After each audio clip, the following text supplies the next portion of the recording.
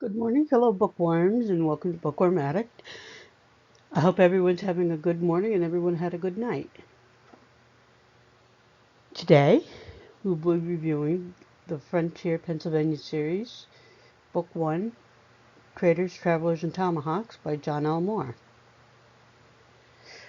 Now, since this is my first official video of my channel, let me describe what this channel is. This channel is a book review channel, and here we'll be discussing various genres of books, except for pornography, fiction, erotica, or anything that might get me banned. They're a no-no. I'd rather not get banned. So, part of this channel is a hope that, since we're all so wired in to the internet, that I hope to bring back a love of reading to the general public, and every now and then we can unplug and just enjoy a good book. It's relaxing, it de-stresses you, and you can just get lost in the characters. And sometimes you can even get lost in the historical characters. So, this book is Traders, Travelers, and Tomahawks by John L. Moore. It was written in 1999, and let me tell you a little bit about the author. He is a retired journalist and managing editor at the Daily Item. He lives in Northumberland, Pennsylvania, and he does living history most weekdays down in Sunbury as the frontier character Susquehanna Jack, as a ruffian. Very interesting. He's also an amateur archaeologist.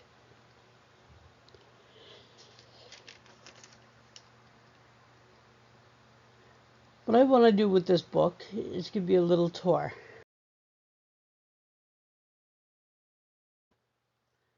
Now, before we begin, I want to discuss John Heckewelder. He was sketched by Henry Howe. He was born in Bedford, England on March 12, 1743, and died January 21st, 1822 in Bethlehem, Pennsylvania. He was born a citizen of Great Britain, but died a citizen of the United States. He's buried in Bethlehem, Pennsylvania, and he was a Moravian missionary and is important to the Frontier, Pennsylvania series. He's mentioned throughout it. It's an 8-book series, and all the books are themed. So I'm going to take you on a little tour of some of what the book is. In this slide, we have a description of a colonial Pennsylvania map, probably from about between 1682 and 1710. I'm not sure. But as you can see on here, you got the Susquehanna. It's not a very good map in my opinion, but hey, you can tell it's old, but just the way they spelled New Jersey, and Pennsylvania. There's no two N's, no Y. Next, I'm going to take you on a tour of the river highways. The Susquehanna River West Branch had a lot of action on it during the French and Indian War. And this is where a lot of the book takes place. There were a lot of frontier raids by Delaware, Shawnee, Iroquois, and later by Pontiac, but we'll get to that. The Delaware River was another river highway, very important, and is also mentioned throughout the series. Philadelphia is located along the Delaware River, and it makes up the boundary of Pennsylvania and New Jersey.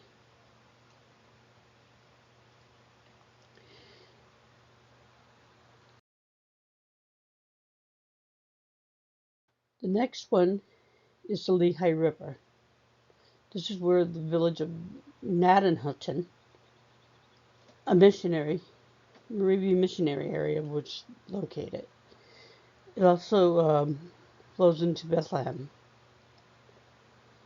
and is an important river highway in the colonial era. This is a map of all the river highways: the Ohio, the Allegheny, the Allegheny, the Monongahela, the West Branch, the Main Branch, Loyalsock Creek, which is also mentioned in this book, and many more, including the Juniata River, which is important, and the Conestoga. John Bartram was a naturalist. He was born March 23rd, 1699 in Philadelphia, and he died September 22nd, 1777 in and around Philadelphia. He was a naturalist, a traveler, and a Quaker descendant. His parents likely came over with William Penn in 1682. He, along with Benjamin Franklin, founded the American Philosophical Society in 1743, and as said, he died in September of 1977. He would have been around 80 years old.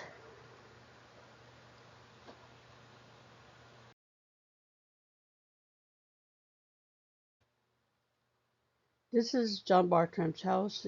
This is where his gardens are located, and they are visitable. I have never been there, but I would love to go. And this is an attraction for many botanists and horticulturists. So, travelers, this is Conrad Wise. He's very important to the narration of the story. He was born November 2nd, 1696, and died July 13th, 1760, during the colonial period. He was a pioneer and Indian agent. He's very important, and I'm going to try and say as little as I can about him because I want to review his biography in the future. Needless to say, he was important to the period during the French and Indian War,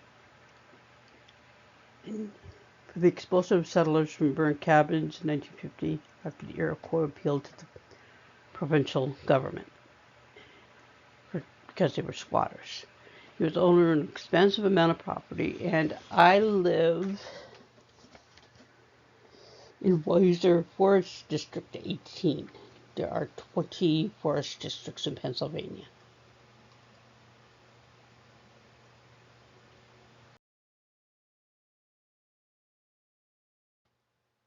The Tulpehocken Path was important to traders, travelers, and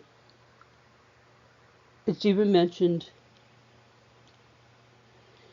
in a section about tomahawks. The Tomahawken Path was an Indian path connecting the Iroquois provincial capital of Shamokin, it's now Sunbury, with the Tulpehocken Valley. It ran northwest through here. It was used by ambassadors to Brother Otis, William Penn, and his sons, John, Richard, Thomas, and Richard Jr. Interesting fact about the Tulpehocken Path is that it is basically runs from the area around Likens and Tulpehocken Valley straight through until you get to like exit 116 on Interstate 81. You get off that, you take the road and down to LaBelle and follow that road into Mount Carmel, Shamokin, Excelsior, and straight into, just basically follow that path and Route 61. Boom, you're in Sunbury. And this is a very important path.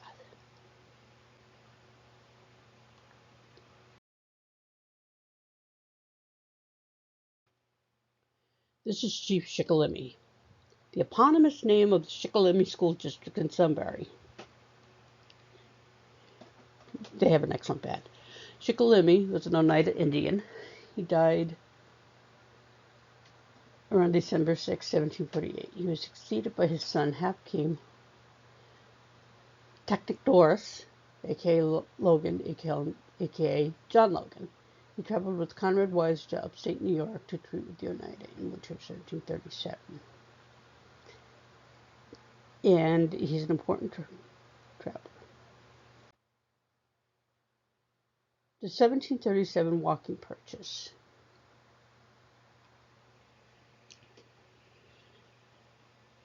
Is where everything starts getting very interesting in the colony. The three walkers were James Yeats, not sure when he was born or when he died, but he was said to have walked in 1737 for the walking purchase, and he was the second walker to drop out. His fellow traveler and walker on this was Solomon Jennings, born in 1703, died in 1757. A walker during the walking purchase of 1737. He dropped out after the first day.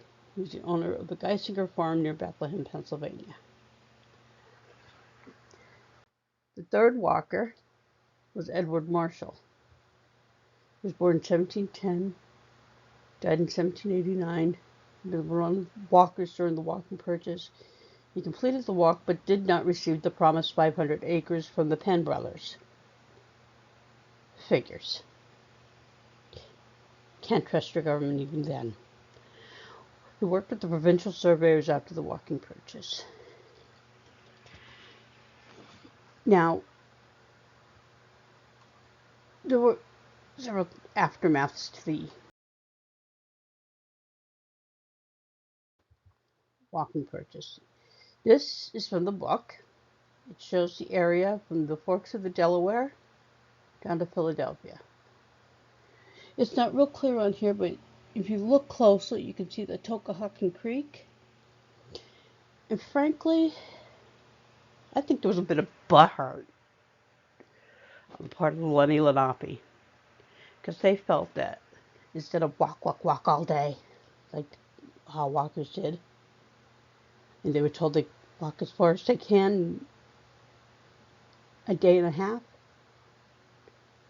but they felt the walkers should have occasionally sat down, smoked, hunted a squirrel, rested. There was nothing in the agreement about that. And so, yeah, we have a lot of sour grapes. They didn't make their deal real clear. They just said, as far as you can walk in a day and a half. Please. They got what they deserved. So, as I said, Edward Marshall walked.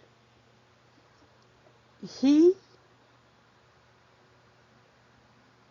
died in 1780. As mentioned, we go back and go back to the previous slide, and his wife was murdered by the Lenni Lenape during the 1750s, during the French and Indian War.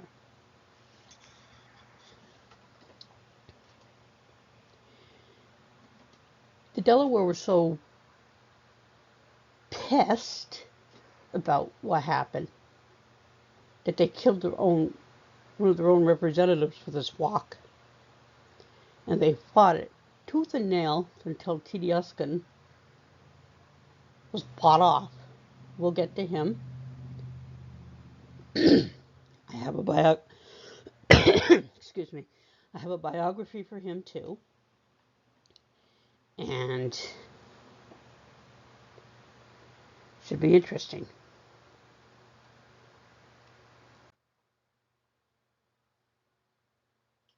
Now, they lost land. And this, by the way, is how you spell lose. Not L-O-O-S-E. That's loose. Lose. L-O-S-E. Not loose. Loose is something you do to a pickle jar. There were three principal chiefs of the Lenni Lenape, aka the Delawares during the walking purchase, who included Tatami. He was born in 1690, 1695, died in 1760. His full name is Moses Tundra Tatami. He was the member of the Muncie branch of the Lenni Lenape. That's up by New York. Nutrimus or Nutimus, born in 1750, died in 1756 at the ripe old age of 106. Go Nutimus. He was a member of the Turkey clan.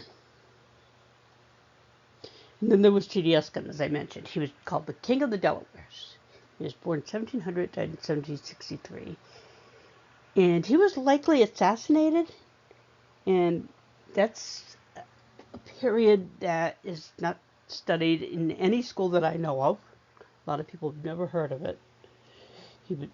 He was murdered up in the Wyoming Valley during about the time the Susquehanna Company and the Connecticut companies from Connecticut chose to expand their lands per their deed from King Charles II in 1662. And for decades he fought the legality of the walking purchase until he was bought off. I will describe how he's bought off in other episodes. The aftermath of the walking purchase, that over 1,200 square miles of prime hunting land was lost. As I said, there was a lot of butthurt on the part of the Lenni Lenape. They were eventually forced to move west toward Muncie, Pennsylvania.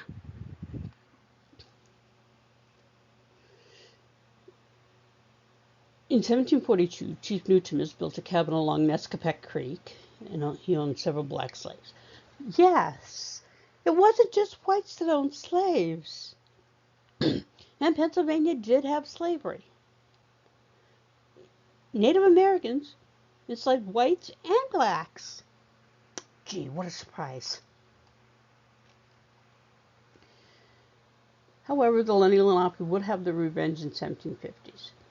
Now, let's go back a bit for a moment. I mentioned John Bartram. He was also a trader. He traded goods for certain things. There was a lot of trading that went on.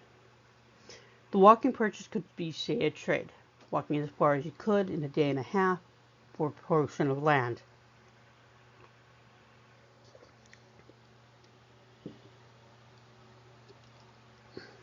And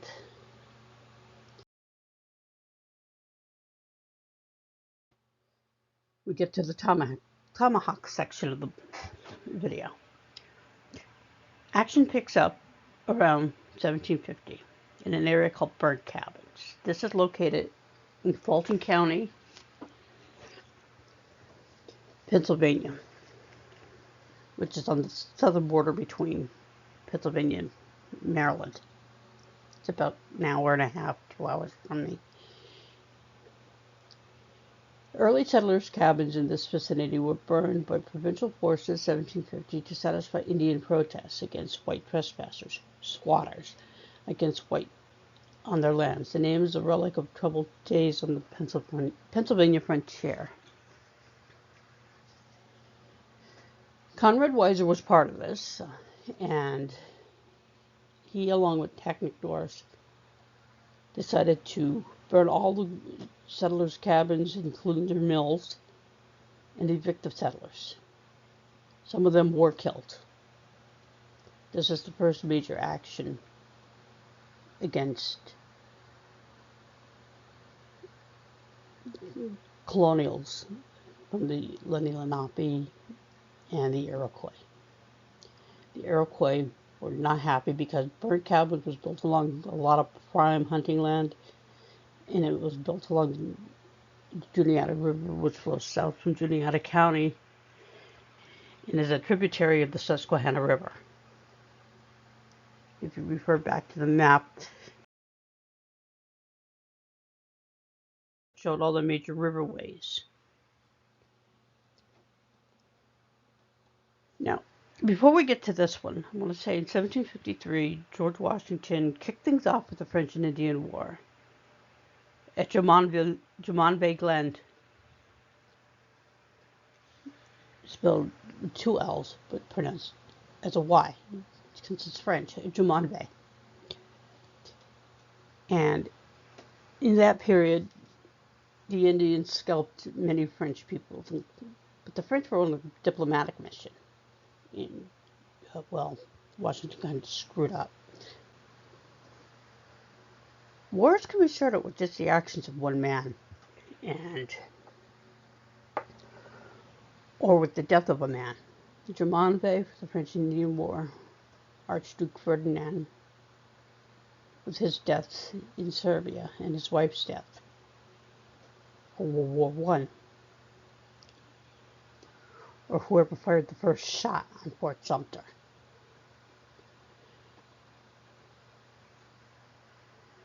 The Lenape would have their revenge, and they'd start scalping people. One of the most notorious was the massacre that occurred along the area known as Penn's Creek, which is a tributary of the Susquehanna River. It occurred on October 16, 1755, with people, including a man named, Leroy.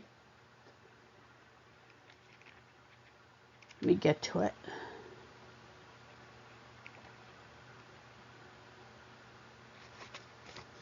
Refer to the book. Give me a second. Welcome squatters. General Braddock. Okay. A man named Jacob Leroy and his family went about every day's chores. Jacob Leroy and his 3 children were unaware that a war party of Delawares had come down the trail. They killed the farmer, took his children captive, and fired his cabin. They also killed a lot of old women and others. They basically said in a quote from the book, "We are Allegheny Indians, and your enemies, you must all die." That's on page 58. The next day, when frontiersmen rode up the valley in search of survivors, they found the bodies of 13 men and elderly women. In horror, they realized that 28 women and children had been carried off as prisoners. Basically, they were slaves.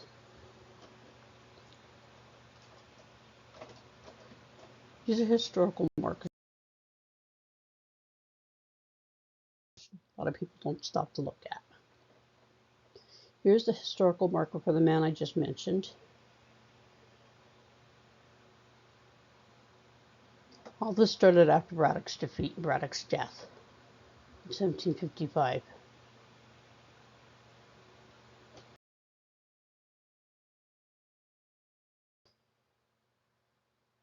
This is Fort Duquesne. It should have been Fort Necessity, but the French won it off Washington and Braddock. It would not be taken until later in the war.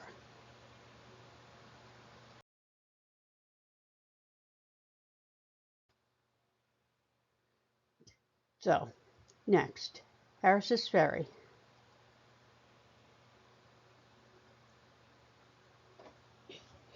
It's hard to read, but it says, on the riverbank, a short distance west of the stone, was the landing place of Harris's Ferry, the most historic crossing place on the Susquehanna. A great part of the early migrations into western Pennsylvania and the Ohio Valley passed this way. The turnpike passes around here.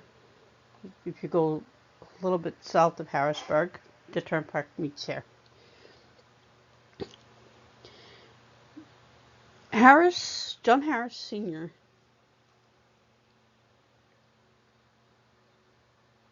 laid out the town in 1785. This area is really important since also was formed as a stockade during the French and Indian War. And the natives tried very hard to get it.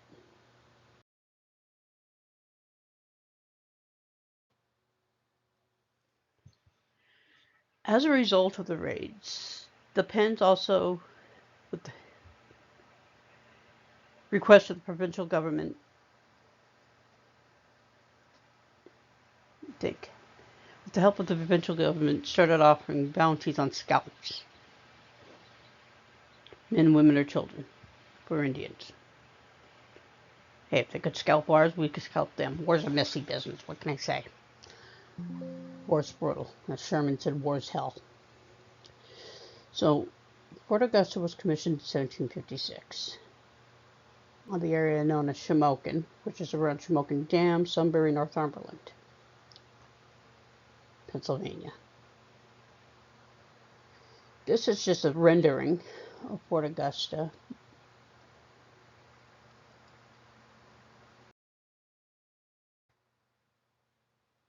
And to wrap up, the French and Indian War was a very important war. Everything that happened on the frontier in Pennsylvania made a lot of what America is. It also embittered a lot of Indians or Native Americans to the colonists. It was a brutal, bloody war on the frontier, and was the last major colonial in Native American. It was the last major Native American and colonial fight before 1750 in Pontiac. I will get to Pontiac and Never Come to Peace Again. That's another book I will be reviewing. Now, on this channel, I do take requests for books to be reviewed. Right now, I have in my queue 1984. I will be getting to that at some point. I haven't decided if it's going to be a straight video or a PowerPoint. Might be, I like to do the PowerPoint for the history things. And just straight videos for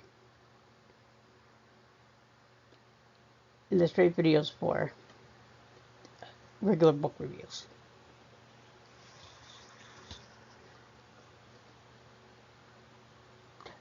I hate sensitivity readers. They're spoiled children who can't get over their butthurt about, oh, it has an offensive word in it, it has the word Negro, it has slavery. You know what? Back when these great works were written, these snowflakes, transgenderism, stuff like this, cultural stuff like this that is now going on in the 21st century, the insanity of what's going on now didn't exist back then. Gone with the Wind, I will be reviewing that. I love that book. I'll even have a Barbie handy, because I have a Scarlett O'Hara Barbie dolls. Music box, which I love. That music moves me to tears. Not too many movies are made on the French and Indian War, so I thought this would be a really great thing to do. We will be getting more into John Harris and the events along the frontier during the French and Indian War. These areas kind of made Pennsylvania what it is today. So, if you like this video, please like, share, and comment. Do all the good stuff the YouTube algorithm likes. And in the comments below, in the notification section below, I will be listing places where you can donate. Patreon users will get first viewing of this video. Thank you. Have a great day, great weekend, and I'll see you again in maybe a few weeks. It takes me a couple weeks to read and do everything I need to do. And there's other issues I'm not going to go into. So thank you very much, and you have a great day.